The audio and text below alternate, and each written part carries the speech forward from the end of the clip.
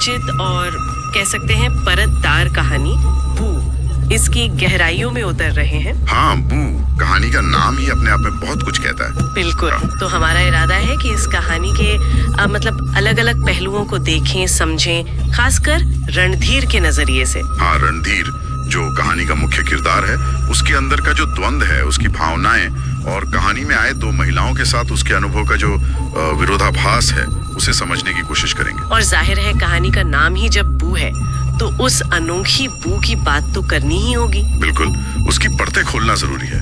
ये सिर्फ एक गंध है या कुछ और? चलिए तो शुरू करते हैं कहानी के माहौल से। बम्बई शहर है, बारिश का मौसम। हाँ, वो टिपिकल मंटो का बम्बई। और रणधीर अपने कमरे में अकेला है। ट्रांसक्रिप्ट में जिक्र है कि वो एक शदीद मतलब बहुत गहरी तन्हाई महसूस कर रहा है। और इसकी वजह? लड़ाई का जमाना है, वर्ल्ड वॉर का दौर। हाँ, और इस लड़ाई के जमाने का असर उसकी कह सकते हैं निजी जिंदगी पर पड़ रहा है। बिल्कुल, उसे लग रहा है कि जो क्रिश्चियन लड़कियां पहले शायद आसानी से मिल जाती थीं, वो अब है नहीं। कहाँ गई? या तो औरतों की ऑक्सिलरी फोर्सेस में चली गई हैं, या फिर उन्होंने अपने डांसिंग स्कूल खोल लिए हैं। अच्छा। और उन स्कूलों में सिर्फ फौजी गोरों को ही जाने की इजाजत है। तो ये एक तरह की सामाजिक टिप्पणी भी है। हाँ बिल्कुल, कैसे जंग का माहौल रिश्तों को, मौकों को सब बदल देता है। बिल्कुल। और ये चीज रणधीर के अंदर एक किस्म का गुस्सा भर रही है, हताशा भी। हाँ, उसे लगता है कि वो ज्यादा पढ़ा लिखा है, सेहतमंद है, शायद ज्यादा सभ्य भी समझता हो खुद को, लेकिन सिर्फ इसलिए पीछे है क्योंकि उसकी चमड़ी गोरी नहीं है। बिल्कुल, उसे उन अंग्रेज सैनिकों से एक तरह की जलन है जिन्हें हर जगह मतलब प्राथमिकता मिल रही है। और ये एहसास, ये गुस्सा उसके आगे के फैसलों पर असर डालेगा, है ना? हाँ बिल्कुल। इसी झुंझलाहट में, जैसा नरेशन में आता है, वो अपनी बालकनी में खड़ा है, बारिश तेज हो रही है, और तभी उसकी नजर नीचे इमली के पेड़ के नीचे खड़ी एक लड़की पर पड़ती है। हाँ, वो भीग रही है। शायद पास के किसी रस्सी कारखाने में काम करने वाली एक आम सी घाटन लड़की है। और यहाँ रणधीर कुछ करता है। वो खांसता है। हाँ, उसका ध्यान अपनी तरफ खींचने के लिए, और फिर इशारे से उसे ऊपर बुला लेता है। ये थोड़ा अचानक लगता है ना? शायद उसकी अपनी अंदरूनी बेचैनी का नतीजा हो सकता है। ट्रांसक्रिप्ट में एक और बात है, उसके मन में हेजल नाम की लड़की से बदला लेने का ख्याल भी आता है। अच्छा, वो कौन है? वो नीचे रहती है शायद, और फोर्स में भर्ती होने के बाद उसमें थोड़ी अकड़ आ गई है, ऐसा रणधीर सोचता है। तो ये घाटन लड़की को बुलाना, क्या ये उस गुस्से का ही हिस्सा है? शायद। वो सोचता है कि इन क्रिश्चियन लड़कियों के पीछे क्यों पड़ना, जब कोई भी औरत, और यही कहानी उस घाटन लड़की की तरफ मुड़ जाती है। तो हाँ, ये शायद सिर्फ शारीरिक जरूरत नहीं, बल्कि उसकी हताशा, गुस्सा और क्या कहते हैं मर्दवादी सोच का भी मिला जुला नतीजा हो सकता है। ठीक है, तो वो लड़की ऊपर आती है, पूरी तरह भीगी हुई। हाँ, तरबतर। रणधीर की पहली प्रतिक्रिया थोड़ी चिंता वाली है, कहीं से निमोनिया न हो जाए। हाँ, वो उसे कपड़े बदलने को कहता है। लड़की झिझकती है, उसकी आंखों में शर्म है। वर्णन है, शर्म के लाल डोरे तैर गए। ये झिझक, ये शर्म उसकी सामाजिक पृष्ठभूमि को दिखाती है शायद। रणधीर जैसे बाबू के सामने उसकी हिचक। फिर रणधीर उसे अपनी एक सफेद धोती देता है। हाँ, लड़की अपने भीगे मैले कपड़े उतार कर एक कोने में रखती है और धोती लपेट लेती है। यहाँ एक और छोटा सा पर अहम विवरण है। क्या? उसकी चोली की गांठ भीगने की वजह से सख्त हो गई है, खुल नहीं रही। वो कोशिश करती है पर नहीं खुलती। हाँ, फिर हार मान लेती है। तब रणधीर मदद के लिए आगे बढ़ता है, और जब उससे भी आसानी से नहीं खुलती तो वो जोर से खींचता है और गिरह खुल जाती है। और इसके बाद मंटो का जो वर्णन है वो कमाल का है। हाँ, रणधीर उसकी छातियों को देखता है और सोचता है जैसे कुम्हार ने नरम गीली मिट्टी से दो प्याले बनाए हों। बिल्कुल, उसमें वही गदराहट, खिंचाव और ठंडक है, ये शब्द इस्तेमाल हुए हैं। हाँ, ये बहुत ही सेंसरी, मतलब इंद्रियों को छूने वाला वर्णन है। आगे वो कहते हैं कि मटमैले रंग की उन बेदाग छातियों में एक अजीब चमक थी। कैसी चमक? जैसे तालाब के गदले पानी में दिए जल रहे हों। वाह, ये पारंपरिक सुंदरता के मानकों से कितना अलग है। कच्ची मौलिक सुंदरता। हाँ, मिट्टी से जुड़ी हुई, गदले पानी में दिए, ये विरोधाभास ही तो उसकी खासियत है। इसके फौरन बाद दोनों करीब आते हैं, एक दूसरे में सिमट जाते हैं। हाँ, रणधीर को उसके जिस्म से एक गर्मी महसूस होती है। मंटो इसकी तुलना करते हैं सर्दियों में नाइयों के गर्म हमाम में नहाने के एहसास से। बिल्कुल, ये एक बहुत ही शारीरिक, मतलब आदिम किस्म का जुड़ाव महसूस होता है। यहाँ बातचीत नहीं है, नहीं, कोई संवाद नहीं, सब कुछ सांसों, होठों और हाथों से हो रहा है। रणधीर के हाथ उसकी छातियों पर हवाई छुअन की तरह फिरते हैं, और लड़की के जिस्म में जैसे करंट दौड़ जाता है। नरेशन में आता है कि रणधीर ने ऐसी कपकपाहट पहले भी महसूस की है कई लड़कियों में, पर ये कुछ अलग है। और यही कहानी अपने सबसे जरूरी हिस्से पर पहुंचती है, वो बू। हाँ, वो बू। अच्छा, तो ये सिर्फ एक जिस्मानी अनुभव नहीं था, कुछ ज्यादा गहरा था। वो बू जिसका जिक्र आप कर रहे हैं, वो कैसे आती है? नरेशन के मुताबिक रणधीर को सारी रात उस लड़की के मैले बदन से एक अजीबोगरीब बू आती रहती है। अजीबोगरीब मतलब ये कि इसे एक ही वक्त में खुशबू भी कहा गया है और बदबू भी। अच्छा, ये तो बहुत कंफ्यूजिंग है। हाँ, ये कोई जानी पहचानी गंध नहीं है, लेवेंडर या गुलाब जैसी नहीं। रणधीर उस बू को जैसे पीता रहता है। हाँ, ये शब्द इस्तेमाल हुआ है।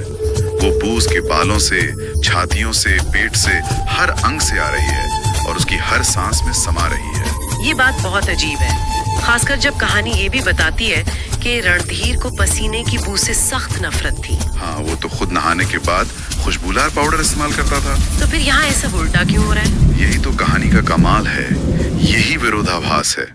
वो उस घाटिन लड़की की बालों भरी बगलों को चूमता है और उसे बिल्कुल घिन नहीं आता, बल्कि एक अजीब किस्म का मजा आता है, ऐसा लिखा। हाँ, वो उस भूख को जानता है, पहचानता है, पर समझा नहीं सकता। मंटो लिखते हैं कि रणधीर को यह एहसास होता है कि इसी बू ने, इसी अजीब सी गंध ने उन दोनों को इतनी गहराई से जोड़ा है, एक दूसरे में उतार दिया है, खालिस इंसानी लज्जत तक पहुंचा दिया है। बिल्कुल। तो ये बू सिर्फ एक शारीरिक गंध नहीं है, नहीं, ये किसी चीज का प्रतीक बन जाती है। हाँ, ऐसा लगता है। ये उस मौलिक आदिम आकर्षण का प्रतीक है जो सामाजिक कंडीशनिंग, सफाई, बनावटी खुशबुओं, इन सब पैमानों से बिल्कुल परे है। ये मिट्टी पर पानी छिड़कने वाली सौंधीबाज जैसी भी नहीं है।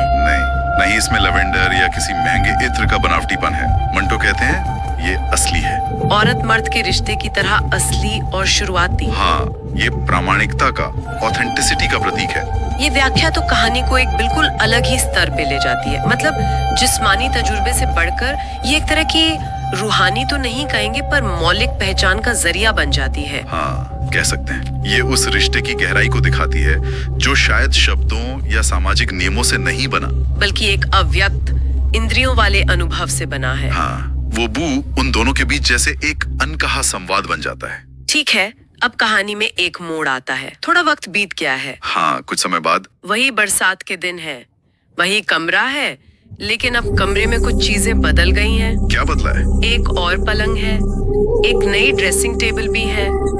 रणधीर खिड़की से बाहर देख रहा है, पीपल के पत्ते नाच रहे हैं। और दूसरे पलंग पर? दूसरे पलंग पर एक गोरी चिट्ठी लड़की लेटी है, शायद सो गई है। ये उसकी पत्नी है। अच्छा, शादी हो गई रणधीर की। हाँ। उसके उतरे हुए लाल रेशमी कपड़े पास पड़े हैं और कमरे की हवा में हिना यानी मेहंदी के इत्र की तेज खुशबू फैली हुई है। या फौरन वो विरोधाभास महसूस होता है, पहले अनुभव की वो बू और अब ये तेज इत्र की खुशबू। बिल्कुल साफ। और मंटो पत्नी का जो वर्णन करते हैं वो भी ध्यान देने लायक है। क्या बताते हैं उसके बारे में? वो बीए तक पढ़ी है, फर्स्ट क्लास मैजिस्ट्रेट की लड़की है, कॉलेज में लोकप्रिय थी। यानी सामाजिक तौर पर एक आदर्श पत्नी, पढ़ी लिखी, अच्छे घर की। हाँ, चेहरे पर मेकअप है, लाली और मुकेश। लेकिन मंटो उसके जिस्म पर पड़े निशानों का जिक्र करते हैं। कैसे निशान? कपड़ों और गहनों के निशान, जैसे पीठ पर ब्लाउज की सिलवटों से बनी झुर्रियां, कमर पर नाड़े का निशान, सीने पर शायद नेकलेस की खराशें। रणधीर सोचता है, क्या ऐसा नहीं लगता जैसे उसने उसे अभी अभी लकड़ी के बंद बक्से से निकाला है? ये तो बहुत मतलब एक वस्तु की तरह का वर्णन है जिसे सजा धजा कर पेश किया गया है। हाँ, इसमें एक तरह की जड़ता, बनावटीपन है जो उस घाटन लड़की की सहजता और स्वाभाविकता की बिल्कुल उलट है। और यही रणधीर का असंतोष, उसकी निराशा खुलकर सामने आती है। हाँ, वो अपनी पत्नी के सफेद जिस्म को छूता है, उसमें वही करंट, वही कपकपाहट ढूंढने की कोशिश करता है जो उसे उस घाटन लड़की के जिस्म में महसूस हुई थी। लेकिन वो नाकाम रहता है, उसे कुछ महसूस नहीं होता। और वो हिना के इत्र की तेज खुशबू, वो रणधीर को बुरी लगती है, बहुत बुरी। हाँ, वर्णन है कि ये खुशबू थकी हुई लगती है, दम तोड़ने वाली, खटास भरी, जैसे बदहजमी की टकार। जो चीज शायद समाज में आकर्षक मानी जाती हो, रोमांटिक मानी जाती हो, मेहंदी की खुशबू, वो रणधीर को इतनी बुरी लग रही है। बनावटीपन उसे रास नहीं आ रहा, वो उसे विकर्षित कर रहा है। और मंटो यहाँ एक बहुत तीखी उपमा का इस्तेमाल करते हैं। रणधीर अपनी पत्नी के लड़कीपन या शायद उसकी देह की तुलना किससे? फटे हुए दूध के गोलों से करता है, बेजान, अलग अलग ठहरा हुआ। बाप रे, ये तो बहुत कठोर तुलना है। ये रणधीर की गहरी निराशा को दिखाती है। बिल्कुल, ये दिखाता है कि बाहरी सुंदरता, सामाजिक स्थिति, शिक्षा, ये सब चीजें उस मौलिक, उस आदिम आकर्षण को पैदा करने में पूरी तरह नाकाम है जो उसने उस घाटन लड़की के साथ महसूस किया था। उसके दिलो दिमाग में अब भी उसी लड़की की वो अनोखी बू बसी हुई है। वही बू जो बनावटी नहीं थी। नरेशन में उसे हल्की फुल्की, दूर तक पहुंचने वाली, खुद ब खुद अपनी मंजिल पा लेने वाली बताया गया है। जबकि उसकी पत्नी, जो हर सामाजिक पैमाने पर सही है, वो रणधीर के अंदर वो जुनून, वो हलचल पैदा नहीं कर पा रही। ये कहानी का केंद्रीय विरोधाभास है ना? हाँ बिल्कुल। एक तरफ समाज द्वारा स्वीकृत सुंदरता, सफाई, तहजीब, और दूसरी तरफ एक मौलिक, आदिम, शायद थोड़ा मैला लेकिन सच्चा अनुभव। रणधीर इसी में फंसा हुआ है। कहानी के आखिर में रणधीर फिर खिड़की से बाहर देख रहा है। हाँ, पीपल के पत्तों के पार, दूर मटमैले बादलों में वो वही धुंधली रोशनी ढूंढने की कोशिश कर रहा है जो उसे उस घाटन लड़की के सीने में दिखी थी, छुपी हुई मगर जाहिर। ये तलाश किस चीज की है? क्या वो उस लड़की को तलाश रहा है? शायद उस लड़की को नहीं, बल्कि उस एहसास को, उसी प्रामाणिकता को, उसी मौलिक जुड़ाव को। वो मेहंदी की मरती हुई खुशबू में उसी भू को तलाश रहा है जो उसे उस घाटन लड़की के मैले जिस्म से आई थी। हाँ, ये तलाश शायद कभी खत्म नहीं होगी। ये उस अनुभव की तलाश है जो सामाजिक रूप से स्वीकृत सुंदरता और बनावटीपन के इस खोल में कहीं खो गया है। ट्रांसक्रिप्ट के अंत में एक टिप्पणी है, शायद ये मूल कहानी का हिस्सा ना हो, प्रस्तुतकर्ता की हो, लेकिन वो इस चर्चा के लिए बहुत सही लगती है। क्या है वो टिप्पणी? जितना आक्रोश हमारे बाहर के समाज में है, शायद उससे कहीं ज्यादा हमारे अंदर छुपा हुआ है। समाज की गंदगी की बू की चर्चा हम सब करते हैं, लेकिन अपने अंदर छुपी हुई बू को नहीं पहचानते। वाह, ये तो बहुत गहरा विचार है। और मंटो अपनी कहानी के जरिए यही तो करते हैं। बाहरी दिखारे, सामाजिक अपेक्षाओं और अंदरूनी सच्चाई, मौलिक आकर्षण के बीच का जो तनाव है, उसे बहुत पावरफुल तरीके से उभारते हैं। हाँ, रणधीर का अनुभव ये दिखाता है कि कैसे एक सच्चा आदिम एहसास, वो बू, समाज के बनाए हुए सुंदरता और सफाई के पैमानों पर कितना भारी पड़ सकता है। बिल्कुल।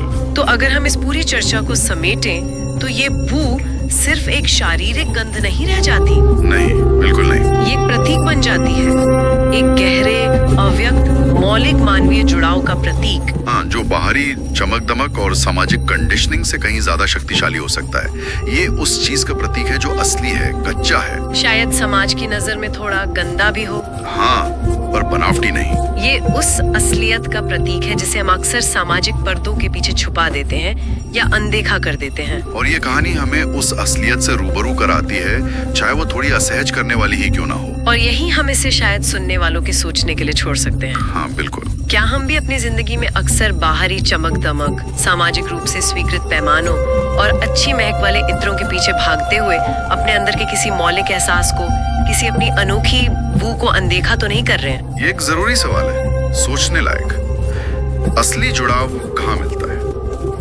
क्या वो बाहरी सुंदरता, सामाजिक स्थिति या महंगे परफ्यूम में है, या फिर वो किसी गहरी, अव्यक्त, शायद थोड़ी उलझन भरी लेकिन सच्ची, प्रामाणिक चीज में छुपा है? ये सोचना चाहिए कि हमारे अपने अंदर कौन सी बू छुपी हुई है जिसे हम पहचानने या स्वीकार करने से कतराते हैं। शायद उसी को जानने में हमारी असलियत छुपी हो।